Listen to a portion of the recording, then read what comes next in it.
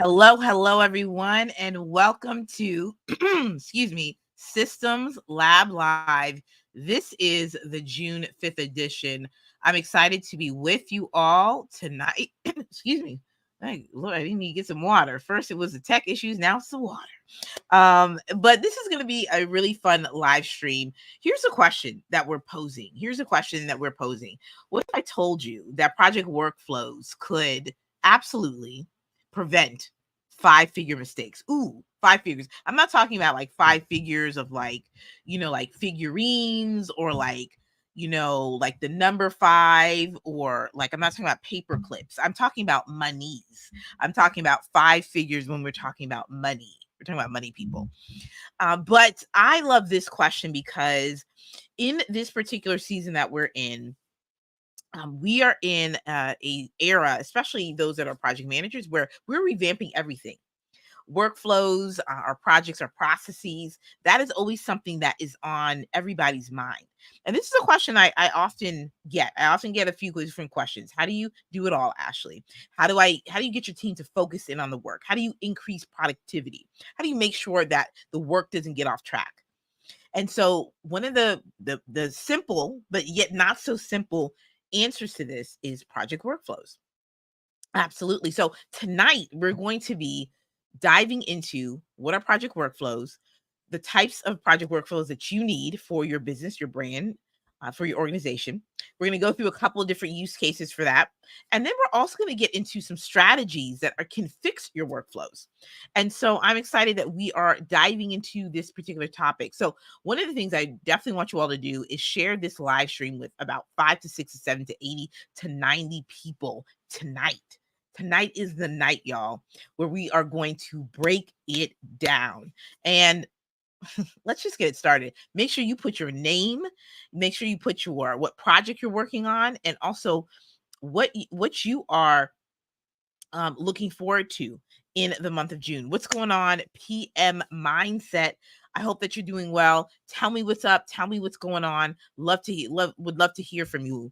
So I'm going to share my good notes. Oh, sorry. I always keep getting all mixed up because I do have a subscription to Good Notes, but I don't use it.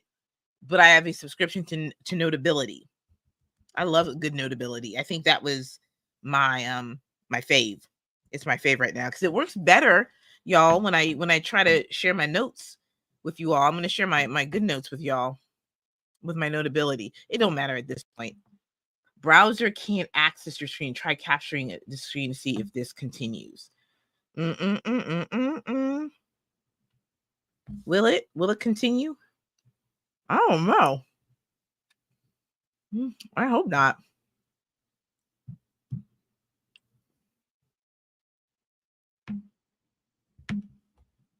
Will it do it?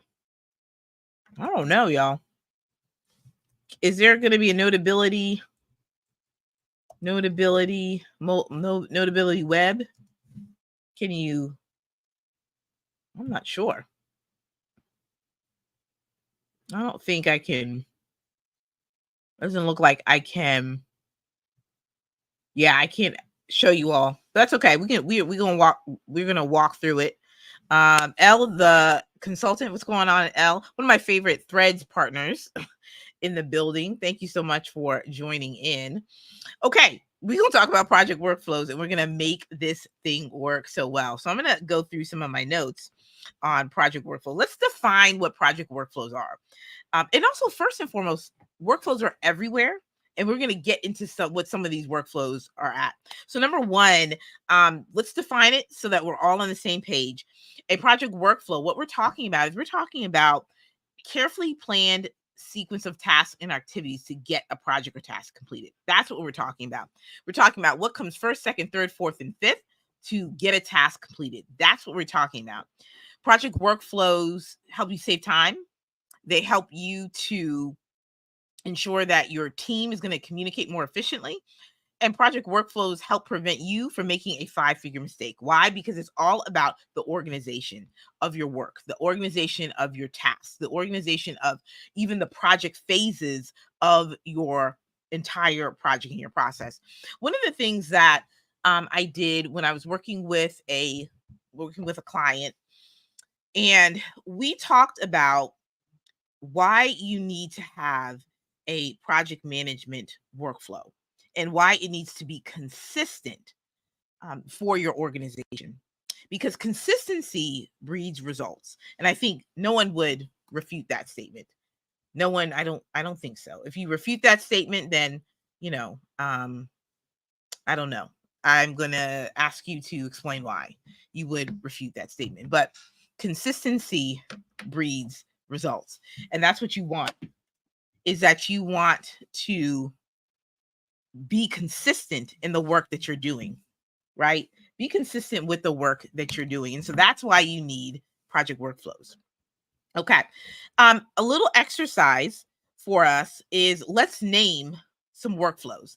So I would love for you all to name a few different workflows. Okay. So what are some workflows that you all know about? I know number one, Uber Eats. That is a workflow. Come on, Uber Eats.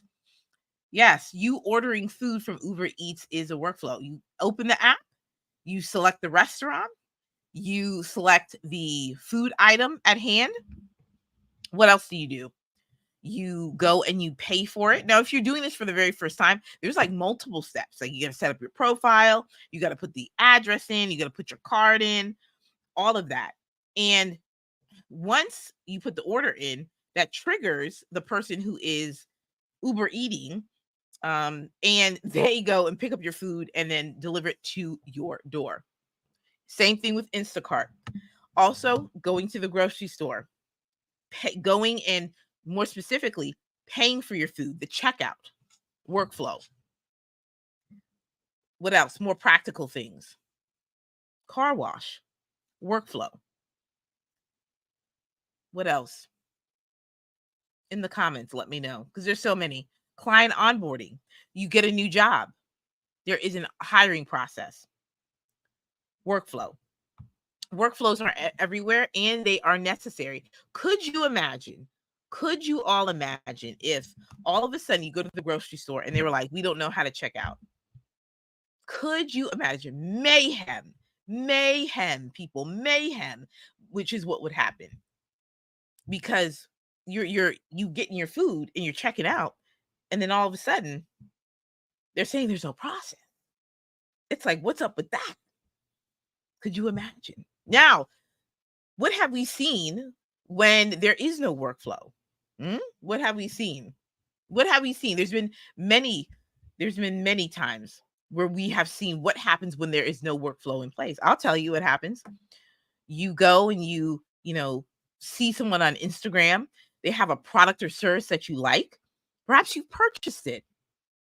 Right after you purchase it, all of a sudden, crickets, crickets, crickets. And you're like, man, what happened to said service? What happened to said product? Or, you got to go and follow up and say, hey, I ordered X, Y, and Z. Where is it? Oh, we forgot to tell you it's on back order. Oh, we forgot to tell you something ran out. The ink ran out. No workflow. Let's say this happened. Someone says, I want to book you for a podcast. You said, oh, great. Why not? I love a good podcast interview, by the way. And all of a sudden, you're off and doing your thing, and it may be the day of, and you think to yourself, I got no information about the podcast. Where do I go? What do I do? Who do I see? No workflow, no guest, chaos. We have to think about these things, folks. We have to think about it. Workflows matter. And in the way in which we're working here today, everything, our work is centered on projects. What project are you working on? Whether it's content type of project, whether it is a podcast. And in the comments, please put what you're thinking about when it comes to workflows. Put them in the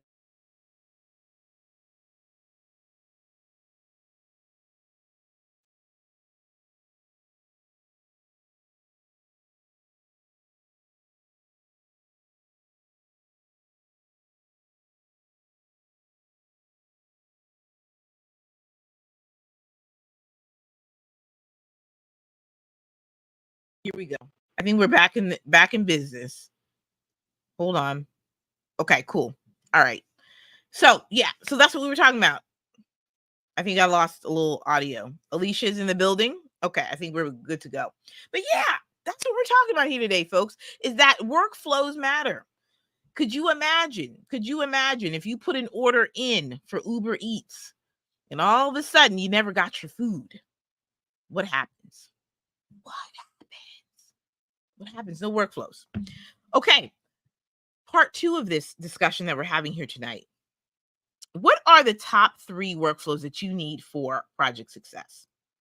What are the top 3 workflows? Now, when I was putting together this particular point, I said to myself, we're going to have to dive into some case studies on this because everybody can have all different types of workflows. It's all going to depend on the scope, the complexity, the industry, what you got going on. So I want to pull together a couple of examples, and in the comments, let me know what you guys relate to on this when it comes to your brand or your business or your organization. So now, when I think about nonprofits, I serve on a board, and I've worked for nonprofits. I think through one of the major events of the year, which is a gala. Everybody loves a good fundraising gala. Hmm? I love a good fundraising gala myself, my own self. And galas are really cool because, again, you're raising money. People like to get dressed up. It is usually a big event fundraiser. Lots of money is being pulled in. You got a lot of guests. You got a lot of who's who. It's a whole situation. It's a whole vibe, right? And so I think when I think through project workflows, I think through, okay, what would a nonprofit need? Especially one that is going to have a summer gala. What would they need to be successful? Okay. So my example of 3 project workflows that they would need is, 1, they need a project workflow that is going to sequence out all the different tasks for the actual gala itself. So it's basically the gala project workflow. Everything from the scope of the project to the budgeting to marketing and everything in between. Now, another type of workflow would be fundraising, having a fundraising campaign. And the reason why that I am separating it out between the actual project itself, because if we, by definition, when we think about what a project is, we're thinking about what is that product, that service, and that result. For a nonprofit that's putting on a gala, that's the end result, is the gala itself. Inside of this particular project, the gala project, it's going to be having a fundraising campaign to do what? To bring in the money, baby. So there can be a goal to say, we're going to bring in $500,000, like a whole lot of money. Okay. Or maybe $1 million. Just all depends on everybody's goals. Within that, you need a workflow for that. You need that's a whole nother sequence of tasks and activities that need to be organized in such a way that's going to be efficient, that's going to help you meet your goal. So let's see. So again, it's the gala itself that needs a workflow. It's the fundraising campaign. And the last one is volunteers. Everybody loves a good volunteer. Sometimes if you are, excuse me, if you are a part of an organization and you have galas, and, you don't necessarily maybe want to, buy a gala ticket, one of the hacks is to volunteer. I'm not, nothing wrong with that. You can either buy the ticket, attend it, or, work your magic to be inside of the room. But I say all that to say is that volunteers are often hard to come by.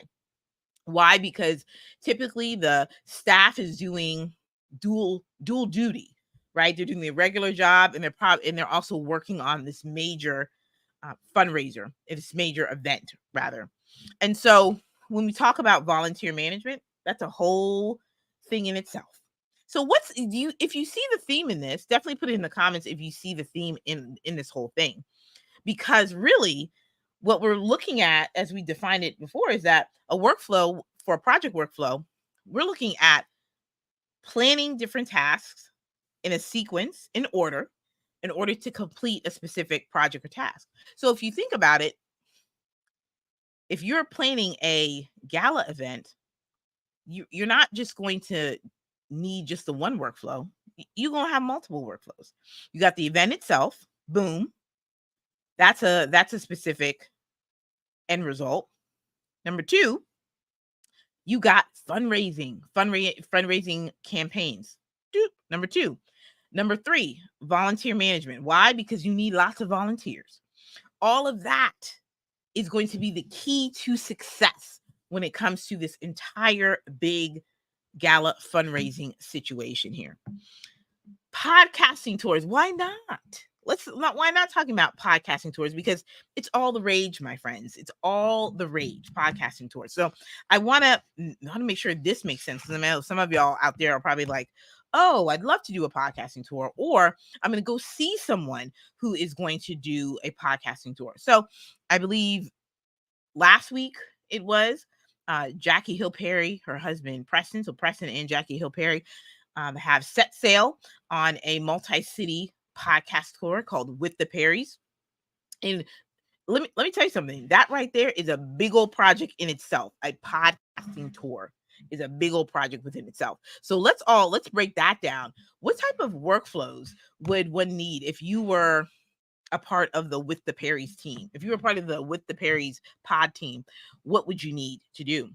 So specifically for the podcast tour, you need workflow for every single event.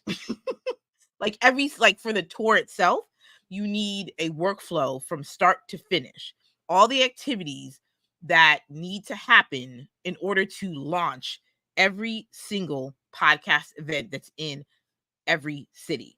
So that's like 15 mini projects. I'm just putting it out there. I don't know how many cities that they're touring. So it may be, I don't know. It's probably more than 15, I'm thinking. So that's like 15 mini projects, right? So I'm thinking another project workflow is vendor management. If you have been to a podcast tour, and I'm spitballing because I haven't been yet, but I've heard there are multiple things that are going on. Vendors, meaning those that are selling books, those that are selling their particular products or their services and things like that. So similar to a conference or an event, vendor management is key. So what vendors are going to be there? So if you are a part of a podcasting tour, there may be a call to action to have vendors within that city. So what would you need? You would need a project workflow. That's because there's specific sequence of tasks needed to complete the vendor portion of the project. And if you're lucky and you have like a big old team, you would have somebody to actually manage that entire process. But I'm sure, this is me putting it out there, especially with the creators economy, I'm sure that there is one person that is managing all the workflows. I'm not mad at that at all. But this is why, it has to be pristine, and it has to be really, really something that you got to have some efficiency. You got to be super, super organized to handle multiple types of workflows within a project. I love it. Marketing and social media. Same concept. Your marketing and social media workflow for if you're a part of the With the Perrys team, that would be you. What is the promo leading up to kicking off the first city tour? What do you do in between the cities and in between each event? Let's think about it. Let me actually go see With the Perrys, because I think this is like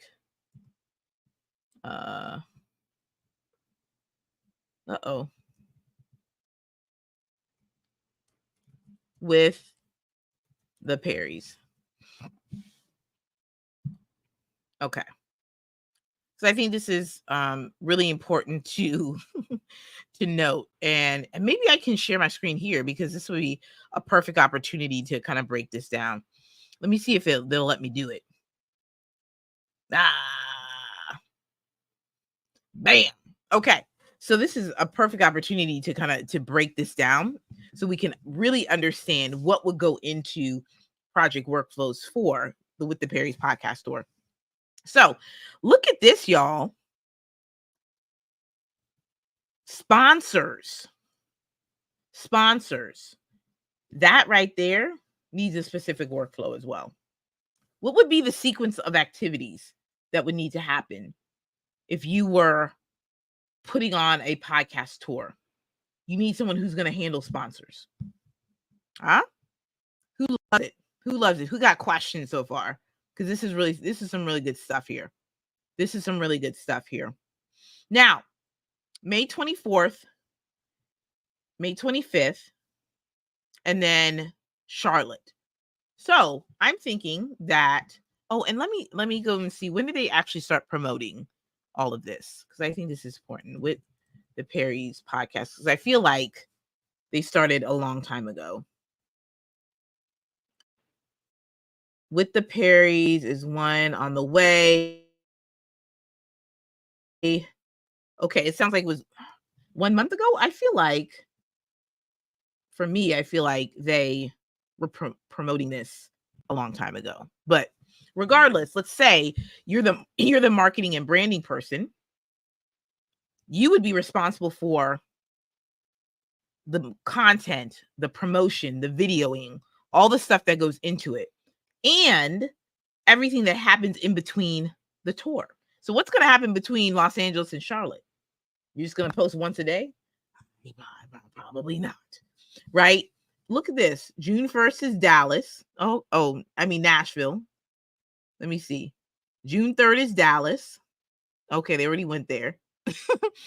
Oh, June 4th, that was yesterday. That was Houston, Texas. Okay, they're going to be Friday, right? No. Friday, yes. They're going to be in Orlando for 2 nights. And then on Monday, they're going to be in DC. So, excuse me. I say all that to say is that marketing and social media, what's the workflow for that?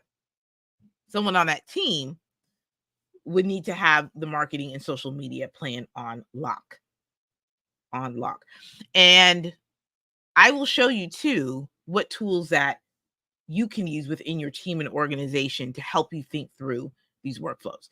I also want to make a note too, is that this is also going to look different per team, per organization. And some of you all may be thinking, I may not necessarily have the time to plot out what I'm about to show you. But I'm telling you, if you do it once, you do it right, it's going to save you from that 5-figure mistake. I'm going to tell you that right now. Because all really workflows is really making an intentional plan to say, this is what needs to happen in this particular order for us to execute on a project or task.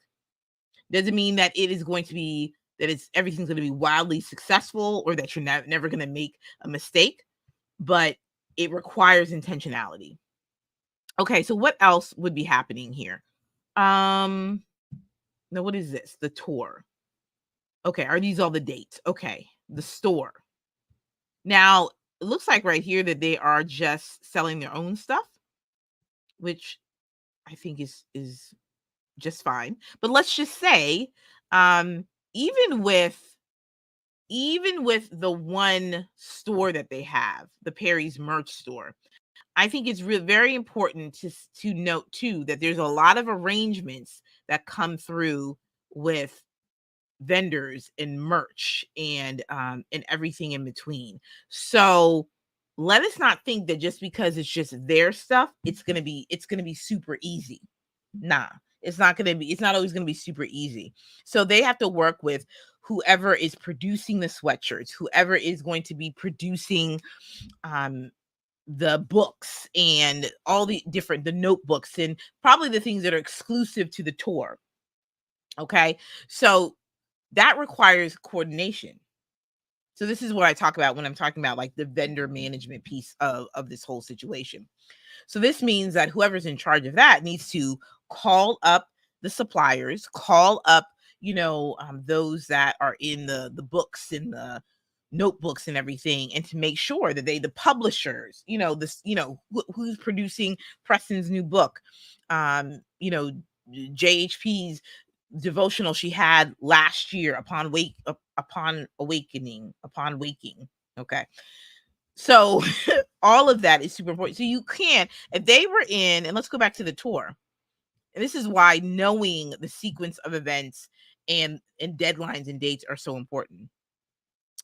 You can't possibly think that if it's May 24th, that you can get everything that you need the week before, the 17th. You couldn't possibly think that if I went and said, all right, I'm going to just order somebody's book and make sure that we have 200 copies by next week, by 7 days. It doesn't work like that. It does not work like that. Like you can't, like you wouldn't be able to do that. Not at all. So this is why you have these workflows in place to help ensure that you have your resources, to make sure that you have enough time to complete the tasks, to put the proper deadlines in place, to make sure that you are efficient with your resources, to make sure that you're not going to make the 5-figure mistake. What do we mean by the 5-figure mistake? I'm so glad that you asked that question, because I think this is super, super important. When we talk about the 5-figure mistake, and I think we're done with this particular example. When we talk about the 5-figure mistake, we talk about what happens when there are no workflows in place. So, case in point, working with a organization that I was doing some consulting for, and I was observing. I was in my observation mode, and I was observing, and I was looking at some of the clients that were coming in and how the projects were being set up in the PM tool. And so I said to myself, why is it that when a new project comes in, it's like we're just recreating and creating like new workflow stuff? I was like, what's going on? What's the what? You know what I'm saying? What's the issue at hand? I was like, I'm not understanding. Yeah, right. I just wasn't understanding like what was happening. Like, why did we have per website, per logo, per whatever it was? Why did we seem like we had to recreate something new every single time? And so the lack of consistency in that costs you. That costs you money. Why? Because you're being inefficient with your resources. Why? Because when you set up something new, that means you have to train people on what's being done, how it's being done, why it's being done, their role in the process. We don't have that kind of time. When you recreate the wheel, and when you don't have the right workflows in place, and you're doing some goofy stuff, real talk, you're doing some goofy stuff on these project workflows, that's when the checks slow down. That's when you start making mistakes. And so it behooves me to be so passionate about the power of consistency with your workflows. I'm not saying, and also granted, I'm not saying that means that every single client, every single project needs to be the same. But it shouldn't be that every time a project gets assigned to you, every time that you obtain a new contract, a new client, that you got to go back to the drawing board and say, I wonder how I'm going to do this project. Oh, I wonder. Like, that's not, no one has time for any of that. No one has time for any of that. So that's what I mean. You can even have different project workflow types, because maybe multi-faceted type of agency, brand, or organization. And there, to be quite honest, there also will be some places and spaces where where you're not as footloose and fancy free all the time. It may be that these are just the types of projects that we get. You know what I'm saying? And we make these slight tweaks here or there.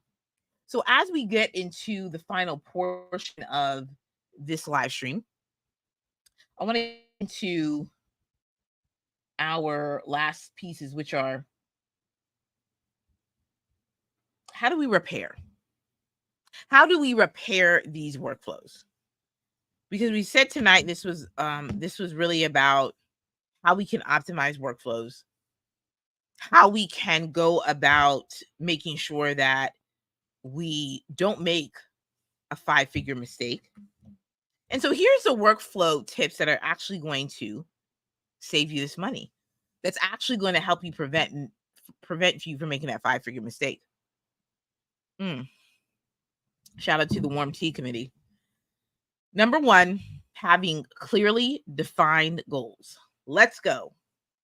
If you don't know why a project exists, what the purpose is, why is it happening, who's involved, the money, I'm telling you right here, right now, because we're gonna be 100 with it. 100 with it.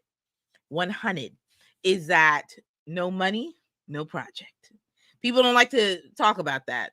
No money, no project. Now, does that mean that you cannot go and find money, or that company or that brand or business cannot find the money? You can go right ahead and find that money. But what I'm saying is that oftentimes what happens is that if you are in a position where you're taking on a project, or you're being assigned a project, and the client has so much aspirations, they want a Ritz-Carlton experience on a Ritz cracker budget. Okay, so and that's just a mini little sidebar, but not having a workflow helps you not to overspend. And I want to come from that. That's an organizational PM perspective. Like, you're a PM within an organization or a team. Having clearly defined goals and objectives. Unclear goals. Why you're doing what you're doing. Why is the podcast tour happening? Why should I care? If I was a part of the With the Perry's team, why is this happening? Not because, y'all can preach a good word, but why is this happening?